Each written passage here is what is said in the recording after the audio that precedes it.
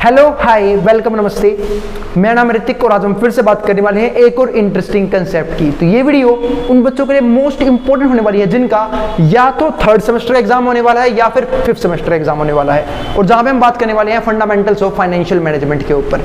तो फिलहाल पहले तो ये सब्जेक्ट सेमेस्टर 5 में था, लेकिन अगर मैं बात करूं करंट एनईपी के डाटा की, यानी कि जिन बच्चों के पास अब एनईपी है, क्योंकि सीबीसीएस सिस्टम को भी एडवांस कर दिया है इस न्यू फॉर्म में, इसके हिसाब से सेमेस्टर 3 में भी ये वाला सब्जेक्ट देखने को मिल सकता है। तो आई बात समझ में? तो चलो फिर शुरू करते हैं फंडामेंटल ऑफ फाइनेंशियल मैनेजमेंट के एक और इंपॉर्टेंट टॉपिक की, जहां पे हम समझेंगे इस वीडियो में टाइम वैल्यू ऑफ मनी, यानी कि पैसे की वैल्यू टाइम के साथ साथ कैसे चेंज होती है। तो कर फिर शुरू, देखते हैं। तो अगर वीडियो पसंद आए तो भाई वीडियो को लाइक करना और चैनल को सब्सक्राइब करना बिल्कुल मत भूलना। तो आप सब जान रहे हो, अगर आजकल मैं बिजनेस की बात करूं तो बिजनेस में कंपटीशन लगातार राइज होता जा रहा है। क्यों? क्योंकि अलग अलग सेक्टर डेवलप हो रहे हैं, सेक्टर में भी चेंजेस आ रहे हैं बहुत सारे। जैसे कि आपने सुना होगा, पहले क्या थे, पहले गाड़ी पेट्रोल डीजल थी, अब ईवी व्हीकल्स आ गई, है ना, ईवी आ गए। अब आई बात समझ में? यानी कि हर जगह सेक्टर में बदलाव आने शुरू हो चुके हैं। यानी कि अगर उस कंपटीशन को फेस करना है, उस चेंजेस को फेस करना है, तो हमें अपनी इन्वेस्टमेंट को, ठीक है, ऐसी जगह लगाना होगा जहां पे टाइम के साथ साथ उसकी वैल्यू बढ़े, ना कि घटे। आई बात समझ में? तो टाइम वैल्यू ऑफ मनी के ऊपर हम ऐसी बात करने वाले हैं। तो पहले हम समझते हैं टाइम वैल्यू ऑफ मनी का मतलब क्या होता है। एक सिंपल सी बात है, इसको मैं सिर्फ एक लाइन से खत्म कर सकता हूं। क्या कि अगर मुझे कोई आज 1000 रुपए दे या 10 साल बाद 1000 रुपए दे, क्या दोनों की वैल्यू सेम होगी? नहीं, मुझे जो आज पैसा मिला है वो ज्यादा पसंद आएगा। आई बात समझ में? और 10 साल बाद मुझे सेम अमाउंट मिल रहा है, वो बिल्कुल लॉस के बराबर ही है। क्योंकि क्या 10 साल बाद भी 1000 रुपए की वैल्यू सेम रहेगी? नहीं, उसकी वैल्यू क्या हो चुकी होगी? बहुत ज्यादा गिर चुकी होगी। किसकी वजह से? इन्फ्लेशन की वजह से, क्योंकि लगातार महंगाई क्या हो रही है? बढ़ रही है। तो अब देखो होता क्या है, जब महंगाई बढ़ेगी तो मेरी परचेजिंग पावर कम होगी सेम अमाउंट। वैसे एग्जांपल देता हूं, मान लो, समझते हैं इस बात को। मान लो मेरे पास है 1000 रुपए, ठीक है, और मान लो कोई सी भी चीज है, जैसे मान लो इस टाइम पे मैं बेस्ट एग्जांपल लेता हूं, मान लो केले हैं, मैं केले खाने को शौकीन हूं, 50 रुपए, 50,000 बोल रहा हूं, 50 रुपए डजन है ना।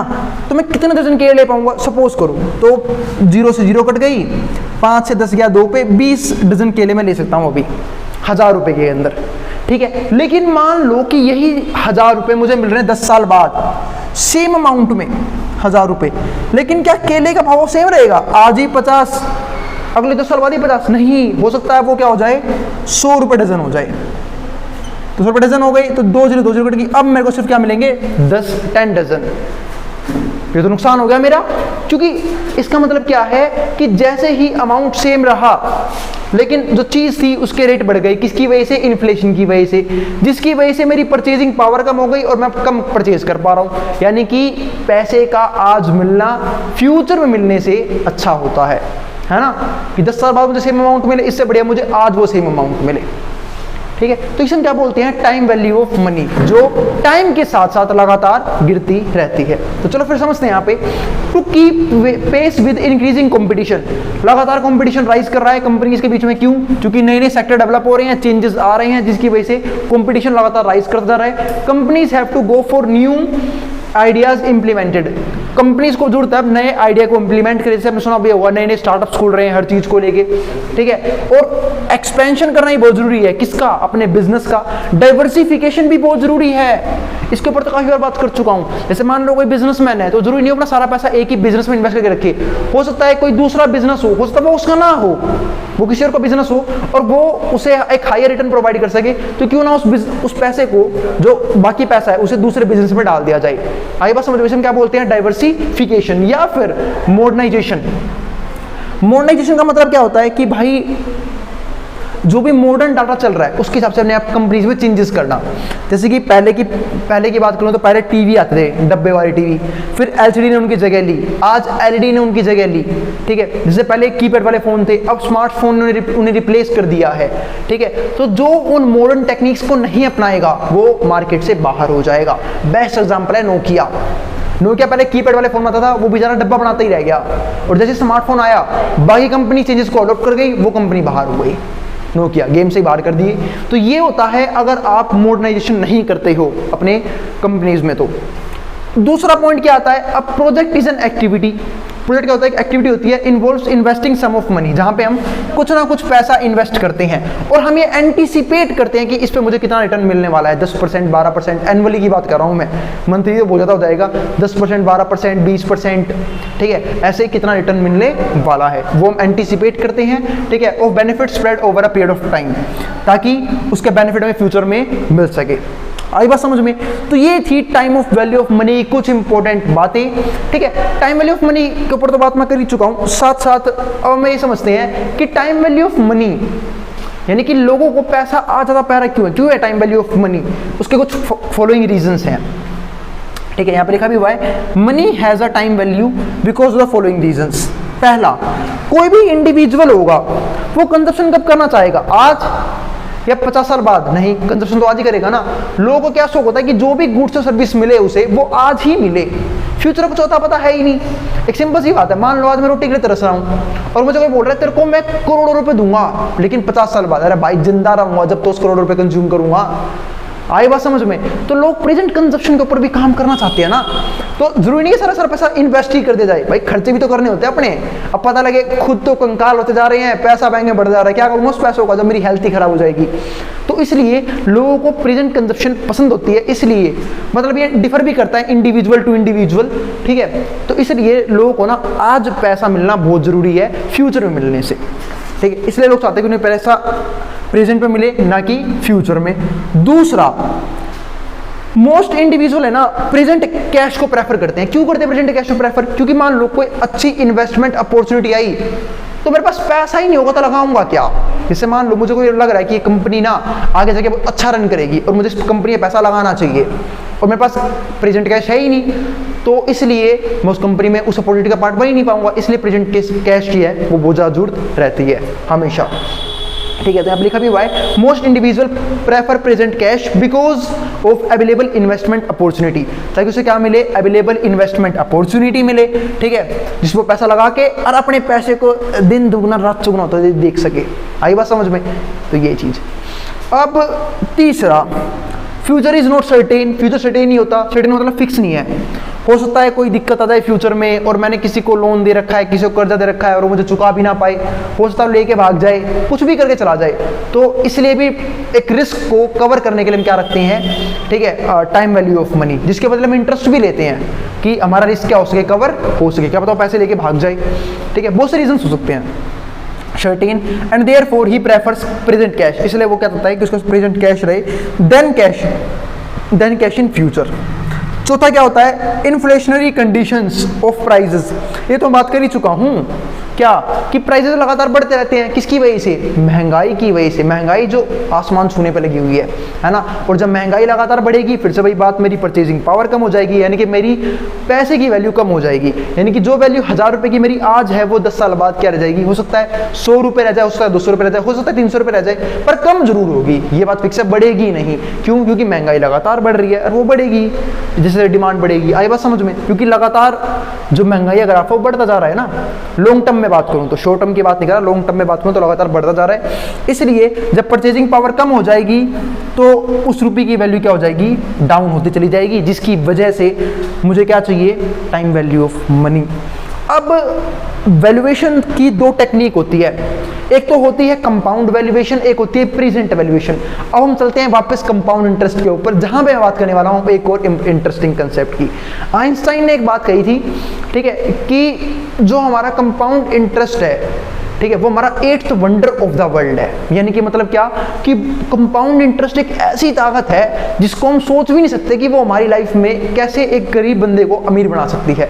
जिनको पता है कंपाउंड इंटरेस्ट के बारे में, कंपाउंड इंटरेस्ट काम कैसे करता है, जिनको नहीं पता बता देता हूं। कंपाउंड इंटरेस्ट का सीधा सा मतलब क्या है कि जब आपको ब्याज के ऊपर ब्याज मिलना शुरू हो जाए, आपको इंटरेस्ट के ऊपर इंटरेस्ट मिलना शुरू हो जाए, ठीक है। इसके ऊपर मैं आपको एक स्टोरी सुनाना चाहता हूँ, चलो शुरू करते हैं स्टोरी को।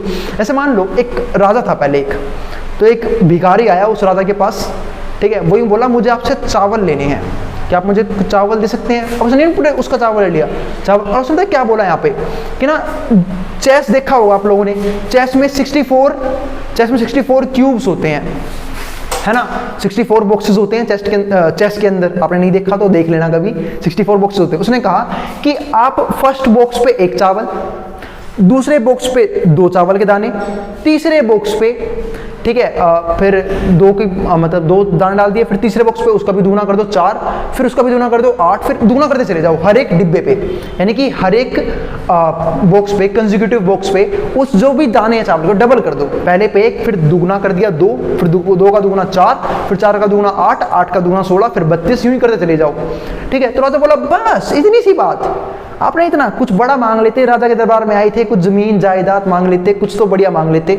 ठीक है, आपने क्या मांगा भी तो ये बस कुछ दाने चावल के। तो उसने बोला जितना 64 बॉक्स तक चावल आएंगे ना उतना मेरे को दे दो। अब भाई जो राजा के दरबार में मंत्री थे, सीए थे, ठीक है, मतलब जो भी सीए थे, बोलो उस जमाने में सीए नहीं होते थे, जो भी मंत्री वगैरह थे, मुनीम वगैरह, वो बेचारे हिसाब कर रहे, ठीक है, बोले रुक जाओ भाई, इतना कमिट मत कर दो उसे कि अभी कमिटमेंट मत करो, पहले कैलकुलेशन करने दो हमारी। जब कैलकुलेट किया तो पता लगा भाई उससे तो इतना चावल मिल जाएगा जिसमें पूरा राजा का किंगडम भी बिक सकता है, मतलब पूरे शहर का चावल भी अगर जोड़ लेते हैं तो भी वो चावल का दाना नहीं बनेगा, इतना चावल के दाने थे। किस पे? 64 बॉक्स के एंड पे। तो ये थी कंपाउंडिंग की पावर। आई बात समझ में? तो कंपाउंड इंटरेस्ट क्या होता है वो आपको समझा चुका हूं। अब आगे बात करते हैं कंपाउंड वैल्यू ऑफ के कंसेप्ट के ऊपर। ठीक है, जैसे मान लो मैं आपको एग्जांपल देता हूं, आपको मैं क्यों समझा सकता हूं किसी वैल्यू के लिए। अगर मान लो मैं 1 रुपया इन्वेस्ट कर रहा हूं ना, वैसे मैं, ठीक है, आप लोगों को शायद इस वीडियो के एंड में एक फोटो दिखाऊंगा एडिट करने के बाद, जब वीडियो एडिट कर दूंगा, जहां पे मैं आपको कंपाउंडिंग टेबल दिखाऊंगा एक, ठीक है, जहां पे आपको दिखेगा। अगर मान लो मैं 1 रुपया इन्वेस्ट करता हूं 30 सालों के लिए, 30 ईयर्स के लिए, एट द रेट ऑफ ज़्यादा नहीं 15%, और 15% इंटरेस्ट रेट मिलना आज के टाइम में इतना मुश्किल नहीं है। अगर किसी अच्छे बंदे को, मतलब आपने किसी ढंग की जगह इन्वेस्टमेंट कर रखी है, तो बैंक्स को छोड़ के, बैंक्स में तो कभी नहीं मिलने वाला, ये एफडी में मिलेगा, ठीक है, पर मिल सकता है इतना 15% इंटरेस्ट एवरेजली। ठीक है, अगर मैं 30 साल के बाद की बात करूं तो आपका जो पैसा है वो हो जाएगा 66 रुपीज समथिंग, यानी कि 1 रुपया 30 साल बाद 15% के रेट से 66 गुना हो गया, यानी कि 66 टाइम्स अप्रोक्सीमेटली। ये कैलकुलेशंस हैं, इसकी फोटो मैं इस वीडियो के एंड में शो भी करूंगा आप लोगों को, पूरी की पूरी पीडीएफ 66 टाइम्स है, यानी समझ रहे हो, आज का 1 रुपया, कल का 30 साल बाद का 66 रुपये, मतलब अगर मैं 1 लाख रुपए लगाऊं तो वो 30 साल बाद 66 लाख रुपीस बन के आएंगे। अगर 1 करोड़ लगाऊं तो इतने करोड़, समझ रहे हो। तो ये मैं आपको डाटा समझा रहा था किसका, कंपाउंडिंग का, सिर्फ 15% के रेट से। लेकिन अगर मैं इसी रेट को 10% कर दूं, जो भी ज्यादा मुश्किल नहीं अचीव करना, और रेट कम 10% कर दिया, तो ये ऑलमोस्ट होगा 1 रुपये का 17 रुपये समथिंग, ठीक है, 17 रुपीज, यानी कि 17 गुना। यानी कि अगर मैं आज 1 लाख रुपए इन्वेस्ट करता हूं और किसी को देता हूं और वही बोले कि भाई मैं तेरे को 30 साल बाद दे दूंगा, ठीक है, तो क्या करोगे उस 1 लाख का, वो तो ऑलमोस्ट उसकी वैल्यू गायब हो गई। तो ये कम से कम भी उसकी वैल्यू कितनी होगी, कम से कम 1 लाख की भी 17, 18, 20 लाख के आसपास, आज से 30 साल बाद। आई बात समझ में? ये है फायदा किसका, कंपाउंडिंग का। उम्मीद है आप लोगों को कंपाउंड या कंसेप्ट समझ में आ गया होगा। फिर भी कोई दिक्कत, कोई भी क्वेरी रह जाए तो आप नीचे कमेंट बॉक्स में कमेंट कर सकते हैं। तो कंपाउंड इंटरेस्ट के ऊपर एक क्वेश्चन करते हैं। वैसे इसका फॉर्मूला ये होता है, जहां पे पी होता है हमारा प्रिंसिपल अमाउंट जिसपे हमें इंटरेस्ट अर्न करना है, आई होता है हमारा रेट ऑफ इंटरेस्ट, और एन होता है हमारा नंबर ऑफ ईयर। ऐसा एग्जाम्पल देता हूं, मान लो 1000 रुपये है, ठीक है, आपको इस पे निकालना है कि देखो, पहले तो आपको सिंपल कंपाउंडिंग समझाता हूँ। जैसे मान लो आपको निकालना है इस पे 10% के रेट से इंटरेस्ट कितना मिलेगा। तो मैंने जब देखा जब 1000 का 10% निकालूंगा तो कितना मिलेगा मुझे, सिर्फ 100 रुपये।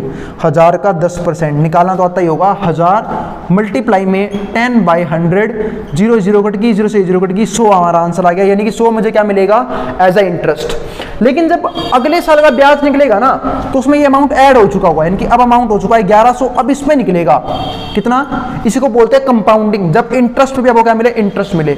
अब इसका निकालूंगा 10%, जब इसका 10% निकालूंगा, 0 से 0 कट गया, 0 से 0 कट गया, अब मिलेगा 110 रुपये, यानी कि पहले जो इंटरेस्ट मुझे 100 रुपये मिल रहा था, मुझे कितना मिलेगा, 110 रुपये। आई बात समझ में? तो ये फायदा होता है किसका, कंपाउंडिंग का। तो कंपाउंडिंग बहुत तगड़ी चीज है, लेकिन अगर मैं लॉन्ग टर्म के पॉइंट ऑफ व्यू से बात करूं, यानी कि आज से 30 साल बाद तुरंत उसका इफेक्ट नहीं दिखता, लेकिन कंपाउंडिंग जब लॉन्ग टर्म में दिखती है तो बहुत तगड़ा इफेक्ट होता है कंपाउंड इंटरेस्ट का। और ये कंसेप्ट आपको इसलिए भी समझा रहा हूं, सिर्फ ये नहीं कि सब्जेक्ट में है, ठीक है। आप लोगों ने देखा होगा मैंने एक सीरीज शुरू करी है, फाइनेंस फॉर एवरीवन, जहां पे भी मैं कंपाउंडिंग के ऊपर बात कर रहा हूं लगातार, फाइनेंशियल लिटरेसी की ही बात कर रहा हूं। तो जो बंदे इन्वेस्ट करना जानते हैं ढंग से, यानी कि म्यूचुअल फंड में, अच्छी कंपनीज में, ठीक है, अच्छे रियल स्टेट में जहां भी अच्छे से इन्वेस्ट करना जानते हैं, वो उन्हें पता है कि वो कंपाउंडिंग की पावर से कितने अमीर हो सकते हैं फ्यूचर में। ठीक है, जिनके लिए उन्हें कुछ नहीं करना, अपने प्रेजेंट कंजप्शन को कुछ ना कुछ सेक्रीफाइस करना पड़ेगा, वो तो सबको करना पड़ता है, चाहे मैं हूं चाहे कोई और हो, उसको कुछ ना कुछ प्रेजेंट कंजप्शन कम करनी पड़ेगी जिससे वो पैसा बचाए, और जब पैसा बचाए या फिर अपने इनकम सोर्सेज को बढ़ा ले, ठीक है, और उस अमाउंट को लगाए और उसे इतना गेन मिल सकता है फ्यूचर में। आई बात समझ में? तो ये था हमारे पास कंपाउंड वैल्यू कंसेप्ट, जिसका फॉर्मूला ये रहा। ठीक है, ए से अमाउंट, पी से हमारा प्रिंसिपल अमाउंट, आई हमारा रेट ऑफ इंटरेस्ट, एन हमारा क्या हो जाएगा नंबर ऑफ ईयर्स, यहाँ पे आता है नंबर ऑफ ईयर, यानी कितने साल के लिए हम कर रहे हैं कंपाउंड। ठीक है, एक होता है present value concept. Present value concept का मतलब क्या है कि आज वैल्यूएशन क्या है उस अमाउंट की, मतलब आज मुझे क्या मिलने वाला है उस अमाउंट के बदले। आई बात समझ में? आज मुझे क्या मिल रहा है, उसमें क्या बोलते हैं प्रेजेंट वैल्यू कंसेप्ट की। फ्यूचर वाली तो चलो ठीक है, जो होगी वो देखी जाएगी, उसके ऊपर तो बहुत सारे फैक्टर्स हैं, ठीक है, लेकिन प्रेजेंट वैल्यू कंसेप्ट में क्या आता है कि भाई आज उसकी वैल्यू क्या है। आई बात समझ में? तो ये था हमारे पास टाइम वैल्यू ऑफ मनी के ऊपर थोड़ा सा तगड़ा सा कंसेप्ट, जहां हमने बात कर ली टाइम वैल्यू ऑफ मनी की, पैसे की वैल्यू टाइम के रिस्पेक्ट में क्या होती है और कैसे कैसे हम उसे यूज कर सकते हैं अपने आप को अमीर बनाने के लिए, ठीक है, या फिर अपने आप को गरीब होने से बचाने के लिए। क्यों? क्योंकि कई लोग इसका रिवर्स यूज भी करते हैं, जैसे वो लोग इंटरेस्ट लोन लेते रहते हैं बार बार, पूरी जिंदगी उनकी लोन में ही कट जाती है, फिर उस लोन का इंटरेस्ट देते हैं तो उन्हें इंटरेस्ट मिलता नहीं है, उनकी जेब से उल्टा फालतू पैसा जा रहा है क्योंकि उन्होंने लोन ले रखा है। आई बात समझ में? ये चीज तो अगर किसी के ऊपर लोन हो भी तो एज फास्ट एज पॉसिबल उसे वो पे ऑफ कर देना चाहिए, ताकि वो जिंदगी में इन्वेस्टिंग की तरफ बढ़े, ना कि सिर्फ इंटरेस्ट देने की तरफ। आई बात समझ में? मिलते हैं भाई फिर अगली वीडियो में, और अगर वीडियो पसंद आई हो तो भाई वीडियो को लाइक करना और चैनल को सब्सक्राइब किए बिना मत जाना ऐसे कंसेप्ट के लिए। वैसे कॉलेज का कंसेप्ट था, लेकिन मैं मानता हूं कि फाइनेंशियल लिटरेसी सिर्फ कॉलेज का कंसेप्ट नहीं होता, वैसे ही तो मैं बिजनेस ऑर्गेनाइजेशन के ऊपर भी बात कर रहा हूं। तो फाइनेंशियल लिटरेसी मेरे हिसाब से आज के टाइम में सबको सीखनी चाहिए, जो भी यूथ है हमारी कंट्री का। आई बात समझ में? मिलेंगे भाई फिर अगली वीडियो में, जहां पे हम बात करेंगे एक और इंटरेस्टिंग कंसेप्ट के ऊपर। अब जिसको जो उतारना है स्क्रीनशॉट लेना ले सकता है, मैं हट रहा हूं बोर्ड के सामने से।